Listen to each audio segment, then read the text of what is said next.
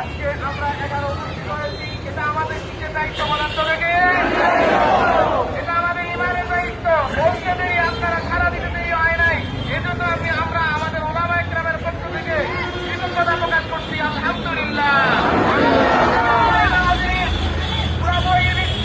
পৃথিবীর মধ্যে 57টি মুসলিম দেশ আছে যারা বিবৃতি দিয়েছে। আজকে যদি তারা বিবৃতি না দিয়ে যদি বলতে কথাটা যে আমার ফিলিস্তিনের মুসলমান ভাই বোনদের ওকে যদি আরেকটা গুলি লাগে, হুঁশিয়ার দিয়ে যদি বলতো পৃথিবীর মানচিত্র থেকে ইসরায়েলের নাম মুছে ফেলবো, তাহলে ট্রাম্পের মতো ক্ষমতাবান কিছুই করতে পারতো না। মনে আজকে আমরা মুসলিমরা মুসলমানদের হাতও মারি খাই, আজকে ইহুদি খ্রিস্টানদের হাতও মারি খাই, শুধু আজকে আমাদের দোষের কারণে। ঠিক কিনা বলে? একটা প্ল্যাটফর্মে যদি আজকে বসবাস করতে পারি, আজকে একটা জায়গায় যদি থেকে কাজ করতে পারি, তাহলে আমাদের সমস্ত কাজগুলো আমাদের জন্য সহজ হয়ে যেত। বলে ঠিক কিনা?